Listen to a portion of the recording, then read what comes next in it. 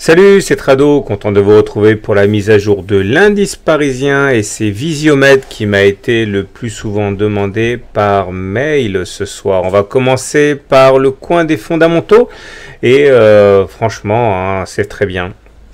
Tout d'abord, en zone euro, on apprend qu'il y a une accélération de la croissance et de la croissance économique, donc une meilleure activité.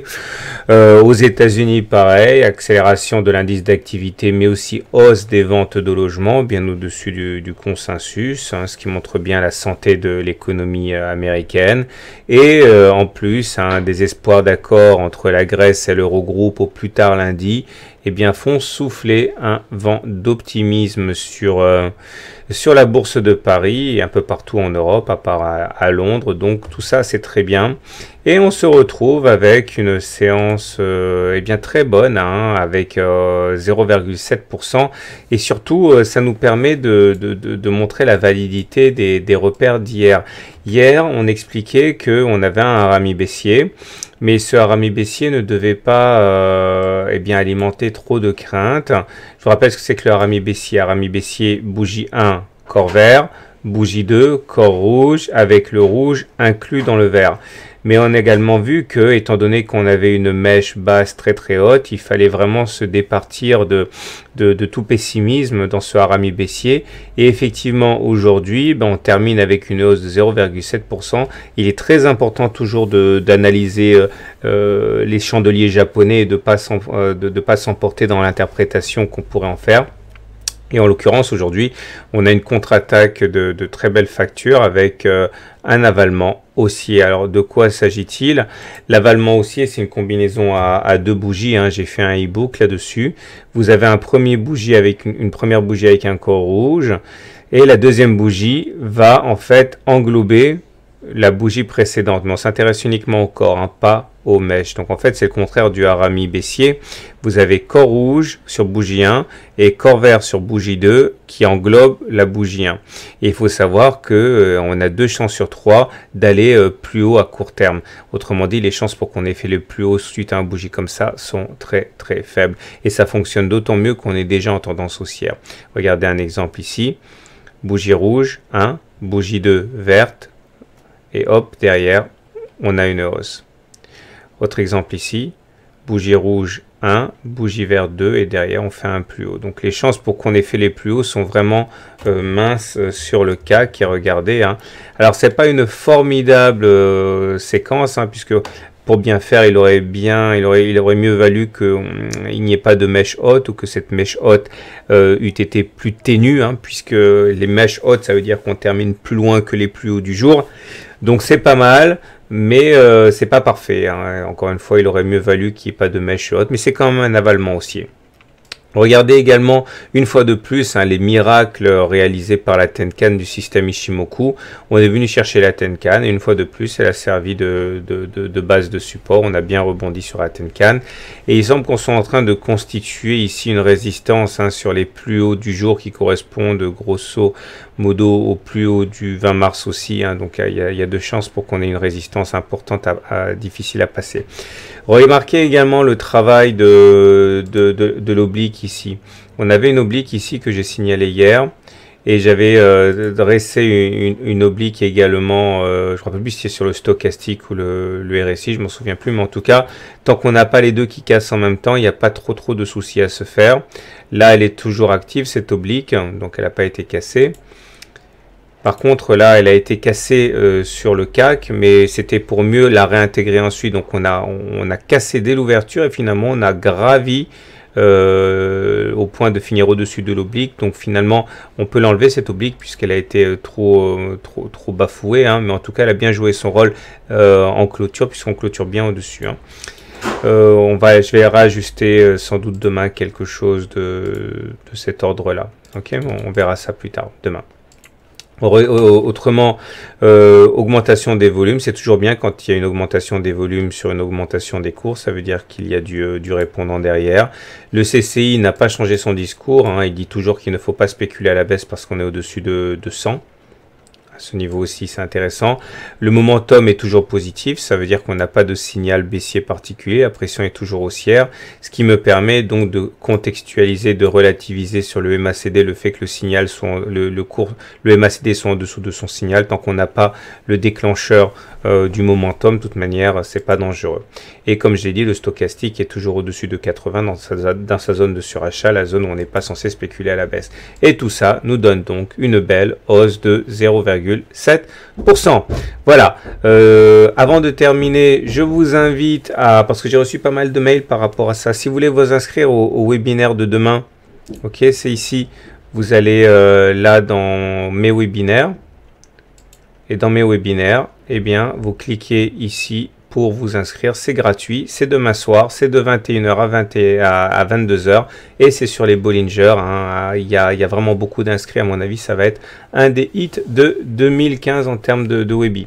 Voilà, place maintenant à Visiomed, qui est celle qui m'a été le plus demandée aujourd'hui. Donc la vidéo est là. Il faut savoir que c'est une analyse hebdomadaire, donc chaque bougie correspond à une semaine de cotation. Donc en fait, j'ai rien touché quasiment par rapport à la précédente analyse, parce qu'aujourd'hui on gagne 14%, mais finalement ça change pas grand-chose au BINS. Lors de la précédente analyse technique, je vais enlever le nuage, on reviendra sur ça un petit peu plus tard. On enlève Ishimoku, voilà. Je vous avais expliqué déjà lors de la dernière vidéo qu'on était en tendance haussière. Pourquoi? Parce que tout était question de plus haut et de plus bas. Regardez, lorsque les pics étaient descendants et que les creux étaient descendants, on était en tendance baissière.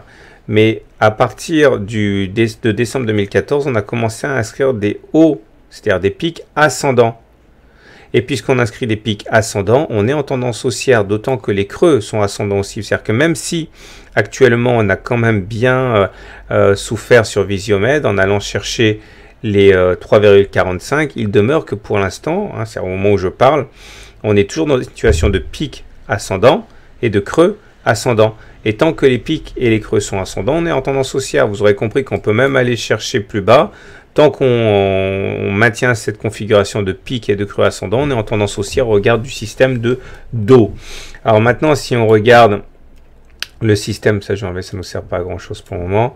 Voilà. Si on regarde maintenant le système Ishimoku, on arrive à la même conclusion, puisque, non, je me suis trompé, c'est pas là, c'est là. Voilà. Eh bien, on arrive à la même conclusion. En fait, tout dépend de la position par rapport au nuage.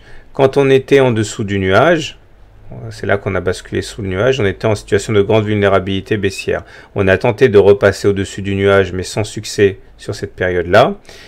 Donc on a souffert. Et par contre, depuis décembre 2014, on a basculé au-dessus du nuage. Donc tant qu'on se maintient au-dessus du nuage, donc clairement au-dessus des 3,21, là, 3,2, on est en tendance haussière. C'est-à-dire qu'on peut repartir à la hausse à n'importe quel moment. En cas de réintégration du nuage, on basculerait en tendance neutre, comme c'était le cas ici. Et en cas de basculement sous les 2,2, là on basculerait en tendance baissière. Mais vous voyez, on n'y est pas. Donc on peut même aller chercher le nuage aux alentours de 3,2 en restant en tendance haussière. Vous remarquerez également la présence d'un avalement haussier ici, comme sur le CAC, avec une bougie rouge et une bougie verte suivante. Et le corps de la bougie verte englobant le corps de la bougie rouge. Bon, attention, on n'est que mardi, donc c'est des bougies hebdomadaires, donc c'est pas terminé. Mais pour l'instant, à l'heure où je parle, on serait en situation d'avalement haussier. Donc voilà pour la tendance. Je terminerai en parlant des indicateurs techniques. Alors les indicateurs techniques sont... Alors attendez, là je les ai fait disparaître, je vais les remettre. Donc tout d'abord remarquez la présence du super trend. Le super trend c'est la courbe verte là. Quand on passe au-dessus, comme ça a été le cas ici, regardez c'est rouge, et quand on passe au-dessus, là ça devient vert. Et lorsqu'on est né au-dessus du super trend, ça veut dire qu'on est en tendance haussière. Donc là aussi, regardez, on a rebondi aujourd'hui parce qu'on est venu sans doute chercher le super trend, et il y a des traders qui ont dû acheter sur ces niveaux-là. Donc ça c'est pas mal du tout. Maintenant, pas de surprise au niveau du MACD du momentum. Là on est en train de souffrir de la décrue qu'il y a eu. Le MACD est en dessous de son signal. Surveillez bien le phénomène. Lorsque le MACD passe au-dessous de son signal, on est en situation de vulnérabilité baissière. Ça s'est produit ici et derrière, c'est pour ça qu'on a souffert. Et le momentum également, hein, il a basculé négatif ici. Regardez, quand le momentum bascule positif, généralement il y a une hausse. Et quand le momentum bascule négatif, eh bien, il y a une vulnérabilité à la baisse, hein. Donc, pour faire simple, voilà ce que l'on peut dire. On est aussi au regard de la théorie de dos. On est aussi au regard de la théorie Ishimoku. On est aussi au regard du super trend. Maintenant, à court terme, il ne faut pas se leurrer. La tendance est baissière puisqu'on est passé quand même de 7,3 € à 3,5 €. Mais bon, on dirait qu'il y a des velléités haussières sur la bougie du jour. À suivre donc de près. Voilà. Si vous ne connaissez pas mon travail, l'analyse technique, vous pouvez envoyer le message e-book gratuit à tradosorgmail.com et je vous envoie mon livre pour débuter en analyse technique avec la vidéo exclusive de 25 minutes avec les exercices corrigés. C'est gratos sur simple demande, e-book gratuit à tradosorgmail.com. Et avant de partir, n'oubliez pas de vous inscrire à la newsletter qui elle aussi est gratuite bien sûr et ça vous permettra de ne pas louper la prochaine mise à jour. Et à demain pour le webinaire.